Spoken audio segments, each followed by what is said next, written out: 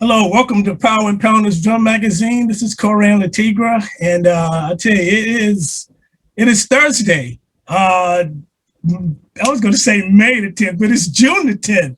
It's crazy how fast this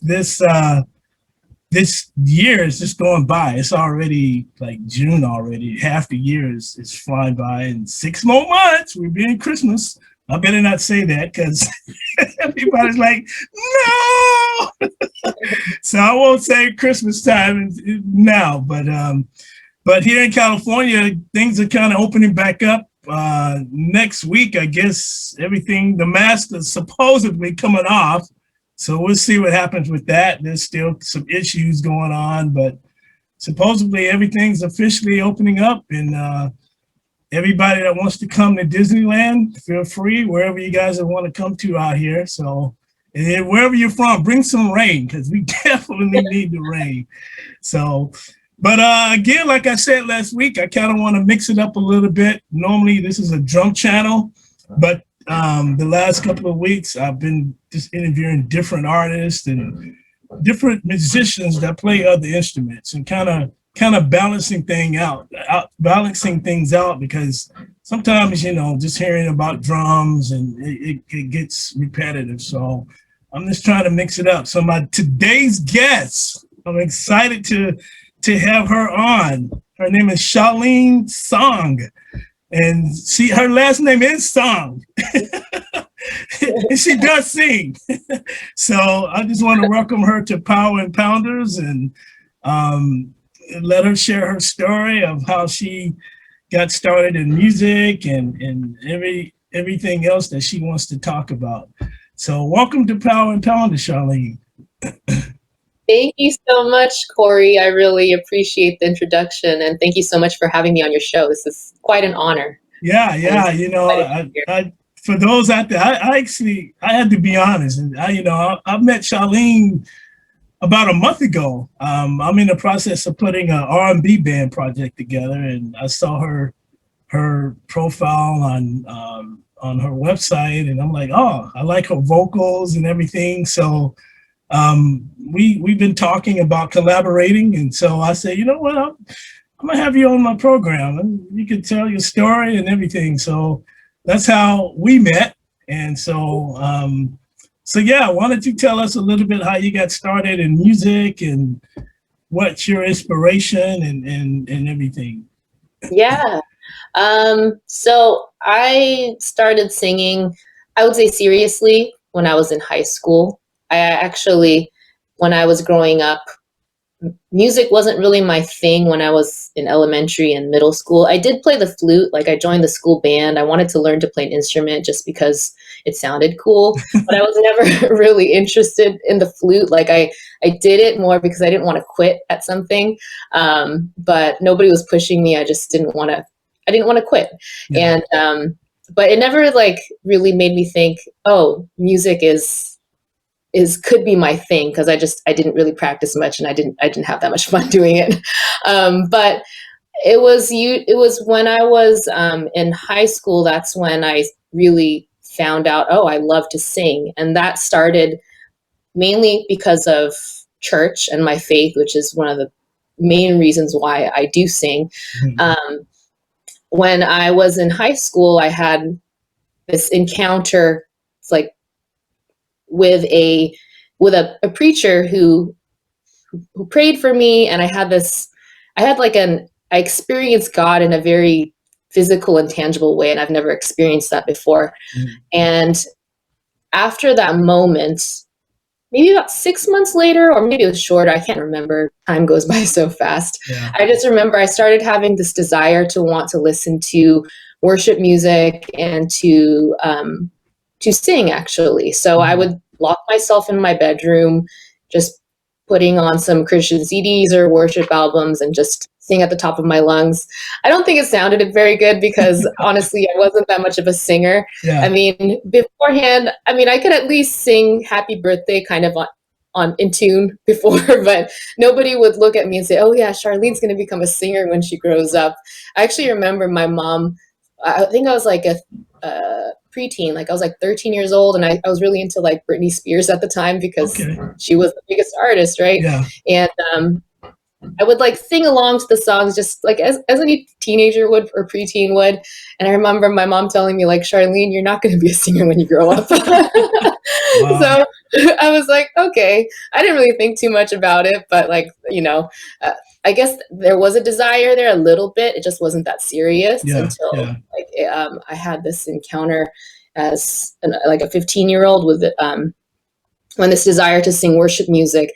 And I had these cool experiences. I won't go into too much detail, but basically God gave me a voice. Like I prayed, Lord, I want to be able to sing because I feel I love worship music and I feel so alive when I sing it.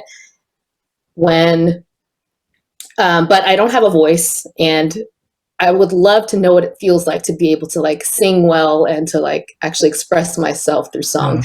I didn't know that I was actually like praying that. Like that was like my desire, but I didn't know what was going to happen. And then I had these like moments where like God would just basically like, he just opened up my voice. I don't know how to explain it. It was kind of miraculous, to be honest. Yeah. But it's weird because it's like, it was supernatural. So in those moments when I asked and he would like give me a glimpse of what it could be like, it only lasted for maybe a few hours. And then the next day I'm back to my regular voice. It's kind of a funny thing. But I think after having a few experiences like that, and I started to realize, maybe God, there's something there that I need to develop because I don't know anything about singing. And maybe this is something that God wants to use in the future. We'll see what happens. So after that, I started taking voice lessons when I was like about 16 and a half until I graduated. Yeah. And my teacher at the time, she's since passed on. Her name was Judy Curtis, and she gave me a good vocal foundation. And then after that, I started joining like church worship teams and, singing at different events. I sing a lot more, I think, when I was younger than I do right now, to be honest. But yeah, that's how it started. And now I have more control over my voice than I did when I was, a teenager. So it's not as much of a, am I going to be able to sing today or am I not going to be able to sing today? And I love singing. I still serve at the church that I've been serving at on the worship team. And now I'm putting out my own project. It's still in the work. I saw that's why I'm gonna put your website on the description so people can check out. And it's great. It's got a great voice. Now, when you were young, how old were you when you started?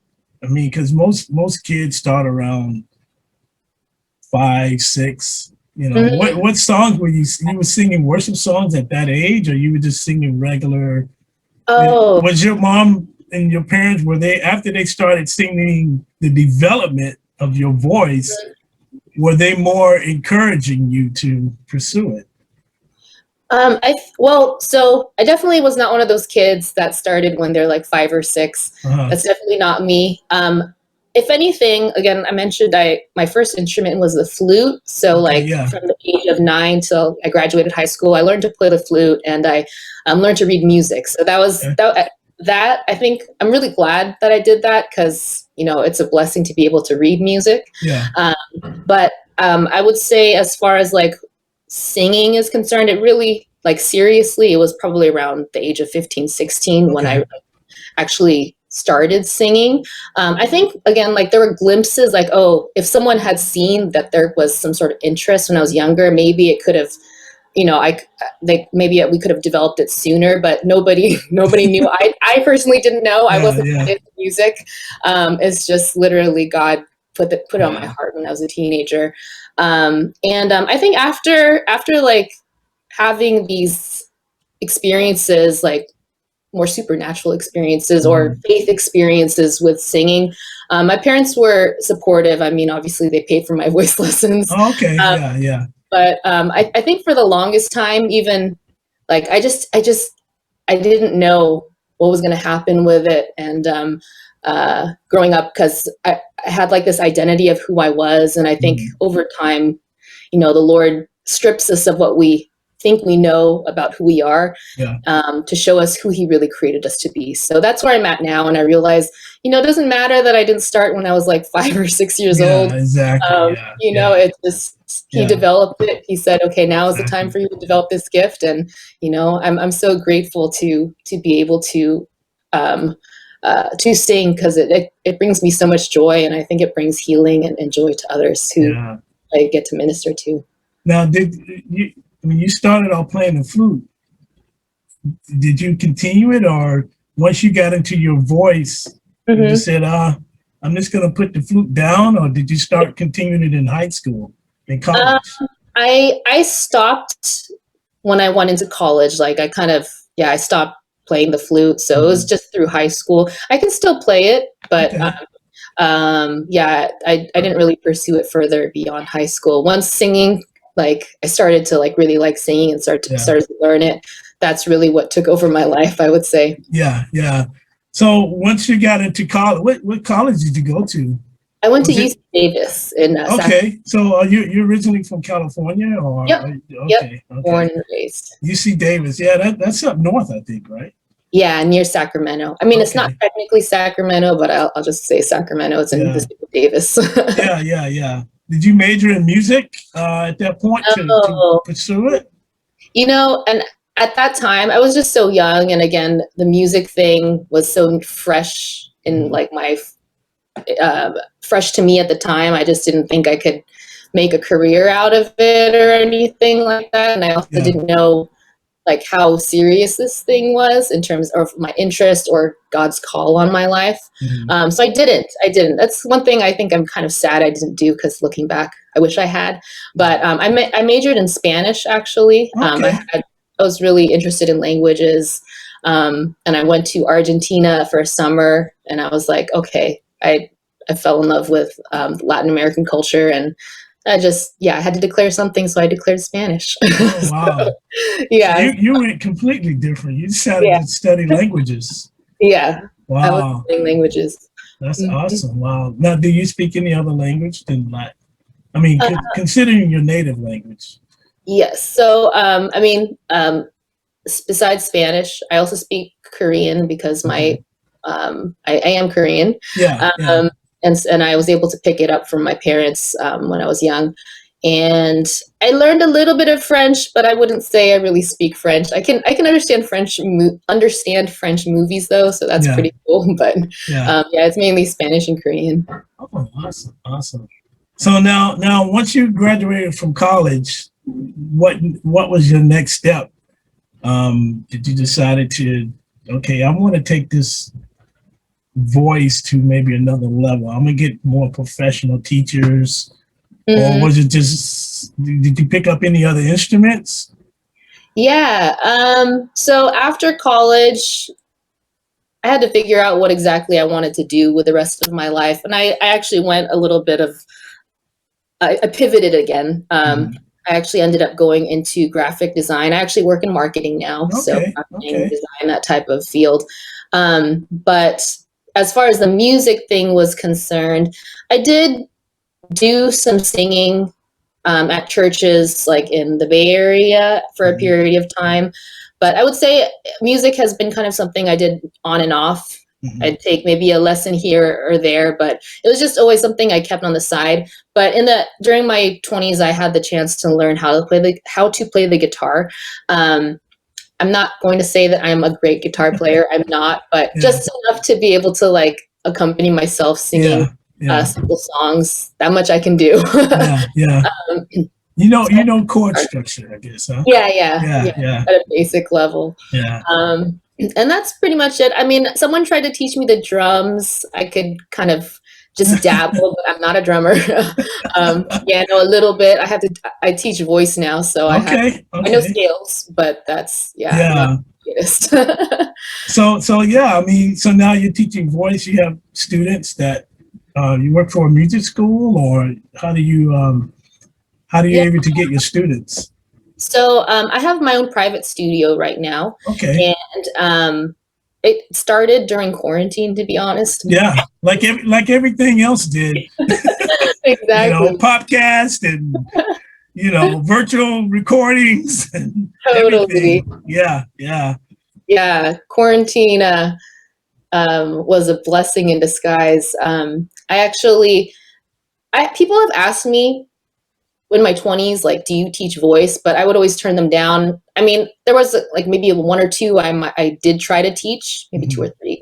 And then I just always felt like I didn't know enough about the voice, or it was just more of a confidence thing. And also just like some of the mechanics, I hadn't studied some of that. And so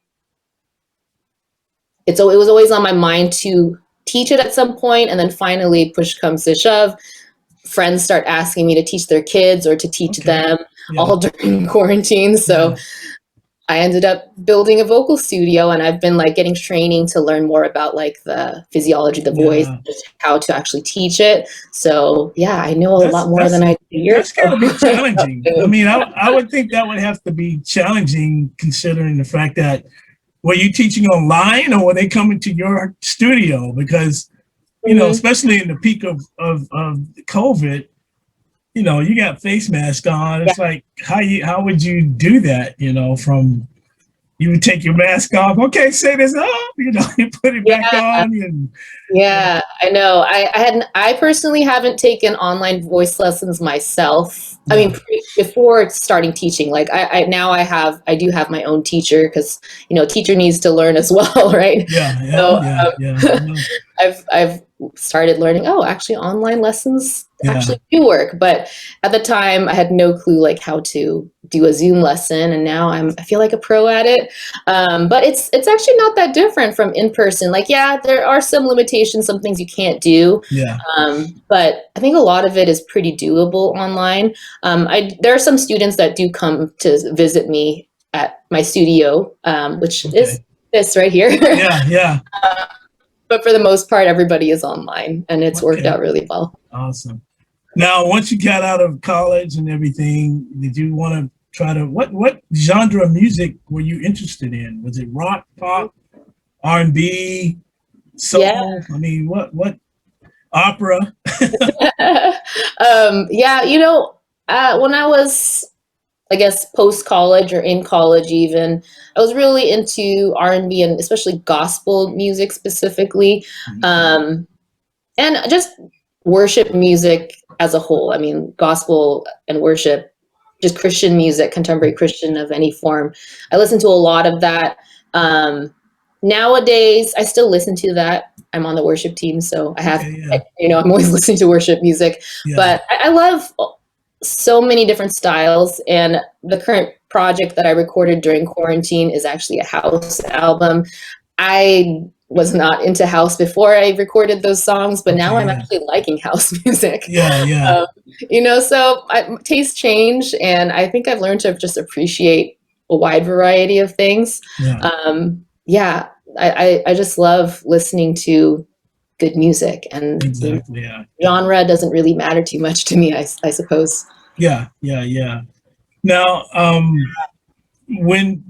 so once you start playing for the church, how did that come about? Were you, did they just come up and ask you, hey, can you join our worship team? How did your faith play in the role of this?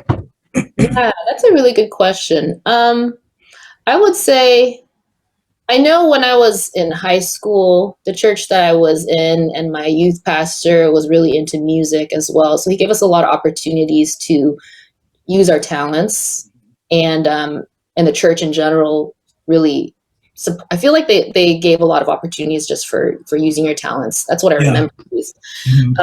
And then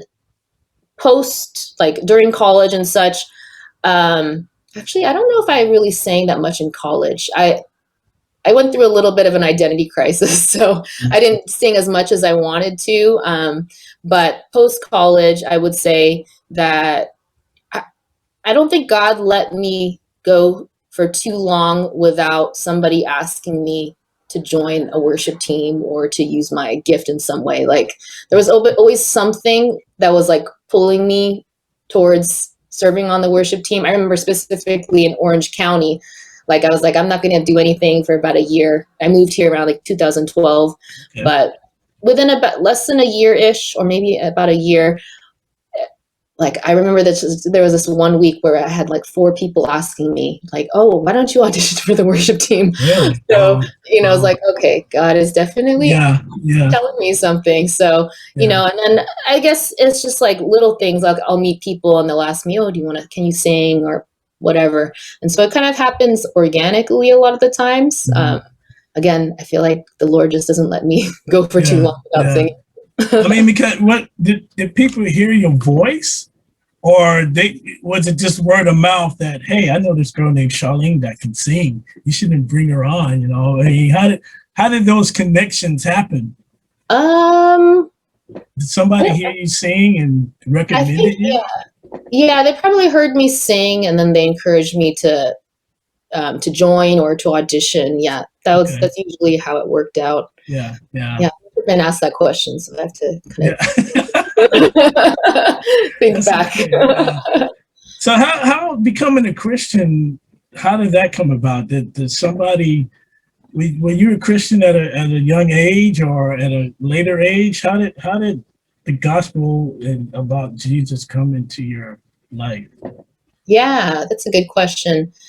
So my family is, I think you call it a first generation Christian family. So we came to Christ like for the first time as a family at a Billy Graham crusade. Oh, okay. In I forgot what year it was, but I think I was like 9 years old or something like that. Okay. Yeah. And that's when we started like going to church for the first time. I do remember though that when I was young, it always bothered me that we didn't practice any religion. My parents were just too busy trying to make ends meet and just survive, and they weren't really into faith or religion at the time.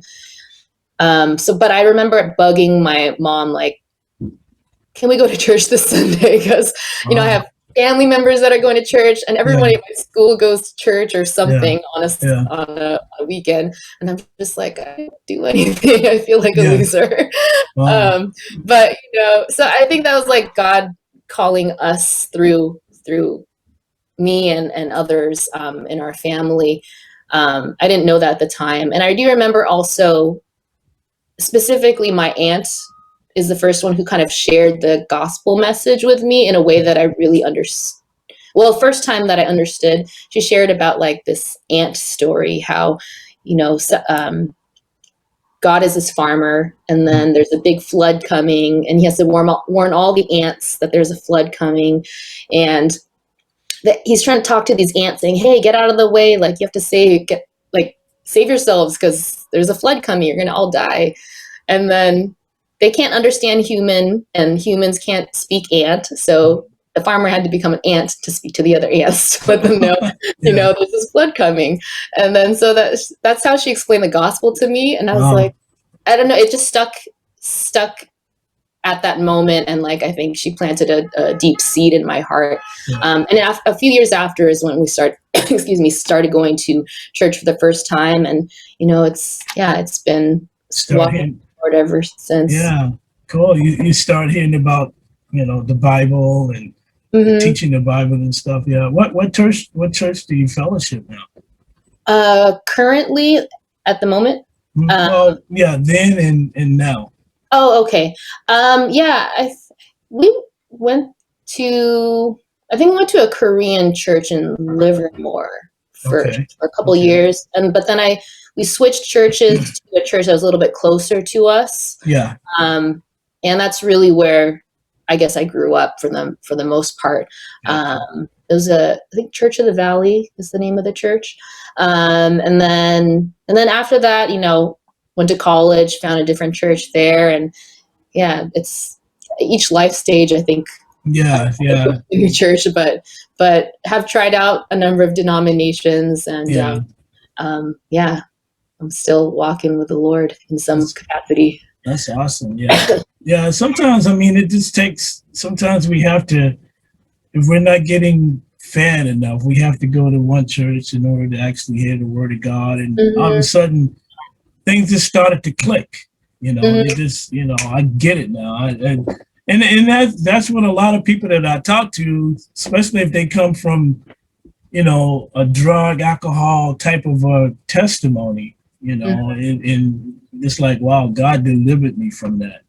And you didn't have that type of background. Your mom just shared about to you when you were little. You didn't have that drug, alcohol type of background, that party lifestyle, and then I'm coming to Christ and so forth. You didn't come from that type of background, did you? Yeah, definitely not that type of background, but it has different challenges being like a first generation Christian family. So parents and kids are like learning about Christ at the same time. And then there's all this like family baggage, right? Yeah. The Lord comes into your life, into your family system, and then it takes years for like transformation and for him to like, uproot, generational thought processes and pain and stuff like that. So that pruning process took more than one night at the Billy Graham crusade. I can tell you that. But yeah, it's been, I'm so thankful to have met the Lord at a younger age, even though I wasn't born into a Christian family. I still got introduced to it pretty young. Looking back, I realized, that was, and the people that I met, it's really important to have good shepherds in your life. And those so influences. I have some really good ones. Yeah, those good influences. And so now you're playing worship. You're singing on a worship team. Are you guys doing any albums, or are you doing any albums on your own? Or? The team itself, I don't think so. But for me, I was supposed to release my house project this year. It's been delayed. I'm not sure when we're going to release it. It will get released eventually, but I think after quarantine and maybe a little bit after that, it'll eventually launch. I have recorded my own like EP, like a worship album of original songs I put on SoundCloud and recorded a few years ago. But I would say this would be my official commercial project once it launches. Now, when you say house project, what do you mean by house project for is it like techno, that type of, maybe I'm thinking of a different term, and maybe for my sake, because that's the first time I've heard of house project. So sorry if I don't know what a house project is. It's like, okay, that may be techno sound. I'm not sure. That's a good question. Yeah. Am I talking about fixing up my house? Well, I didn't think you were. Music and house, what the house project, I kind of had a feeling, more techno type of a style, Yeah, it's dance music, basically. House, I think, is a broad term. There's like variations of it as well. And I'm no expert. I've just learned a little bit that there's like a bunch of little subgenres. Techno, I would say, is probably a part of it. But yeah, it's dance music, excuse me. Yeah. Stuff you would hear at the club, basically. Stuff you can dance to. Gotcha. Yeah. Yeah. So that's the term house party. You got. House. What was it? House music. Yeah. House music. Okay. See, when you say house music, I'm thinking like in a restaurant. The house band. Okay. It's an old school term. So, but yeah, you're referring to mainly like techno or to dance music. EDM. Yeah. Exactly. Now, culturally, do you sing songs in Korean as well as English, especially like your own? No, I don't. I guess I could if someone asked me to sing a worship song. I could, but no, I definitely haven't sung in Korean in a really long time. It's actually pretty difficult for me. One, I have trouble memorizing lyrics in English, let alone in Korean. So yeah, it's pretty difficult. But I could, I guess, if I had a song in front of me and had lyrics, then I might be able to. What about in French? Can you sing songs in French? No, I've sung some more songs in Spanish. Because the church. Spanish. Not we were attending, like sometimes we'll sing in Spanish and such. So I've probably sung more in Spanish recently than I have in Korean, but Yeah. it's definitely different singing in a different language. It's a different way of expressing yourself. Yeah. I know when I lived in Russia, some of the, even though the music was still the same, the lyrics were completely different. Of course, obviously. So it's like I had to listen to the melody line of the song, and figure out what song it was. That's how I knew, I heard the English part in my head. Yeah. For example, like More Love, More Power, that type of song. And it's beautiful. It's sung in Russian as well, Oh, I've never heard a Russian worship song. That's probably pretty cool. Yeah, I mean, we do a lot of translation, at the church that I was involved in. But yeah. So that's awesome, man. So now you're about to be a mom. I am. Congratulations. Thank you. Yeah, that's been my focus. And right now I'm just taking it day to day. As long as I'm not nauseated, I'm pretty happy. Yeah. This is your first one, right? Yep, my first. Okay. How long have you and your husband been married? Since 2018. So a couple years, 2.5, almost 3 years. Almost. Okay. Yeah. Now, does he do music as well at the church, or what's? My husband is actually, as far as ministry is concerned, he is more into hospitality, and he does play the piano, and he used to be a choir boy when he was in high school, but he never really developed his singing voice beyond choir singing, and but he plays the piano, so sometimes we'll sing worship songs together. Oh, cool. But his thing though is really cooking. Well, actually, I'd say grilling. He loves to be behind a grill, and he serves in that way. Oh, cool. Well, perfect time out here. Summertime's coming. 4th of July, a couple more weeks. Yeah. Oh, yeah, you can, for sure. He's going to be like, let's have a party. Let's party. Yeah. Wow, that's awesome, man. So when do you do? December. Oh, okay. Mm-hmm. Christmas baby, maybe. It could be Christmas, Thanksgiving. I don't know. All we know is that we're not going to be traveling this holiday. We've come anytime. So the album that is on a delay, when do you know if that's going to be released or not? Is there a certain? Not sure yet. Right now, I think. Right now everything's kind of in limbo at the moment. I don't think it will be this year. It might be more like next year, or who knows. But I can't really say when exactly. A lot of it is on the producer, because there's you can't put anything out just yet from your album. I have 2 songs, actually 3 songs, that are on my Spotify right now that we released end of last year, fall, winterish. And so those are up. Just the rest of the songs are not available yet. So, but at the same time, there's not a whole lot that I physically can do at the moment. That's pretty obvious right now. That's pretty obvious right now. Yeah. So now the songs on Spotify, if people want to listen to them, like I said, I'll put your website and your stuff on the description. They can go to Spotify under Charlene Song. Yep. Okay. Right. And you have 2 songs there. I think 2 of them show up on maybe 3 of them show up. I know 2 for sure do.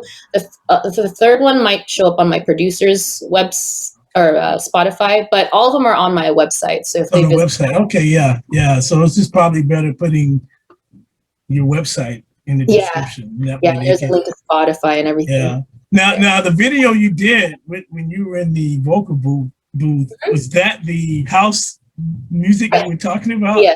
Okay, so that way everybody can get an idea. What okay. And awesome. Music. Yep. Wow. Exactly. Well, like I say, it was great. I've only met you like 2-3 weeks ago. I know. And, I feel like I've known you for like a year or more. Same here. So, yeah, well, you know what? Congratulations on your children, your child. Thank you. And, pray that everything would go well with that and your music, and you know, because I don't worry about my project, you know, because I had you maybe to be the singer for the project I'm in, you know, but right now, you know, you got your hands full right now, so you know, don't worry about it. It'll come around. So Just a few more months. yeah, for sure. Well, it was great talking with you, Charlene.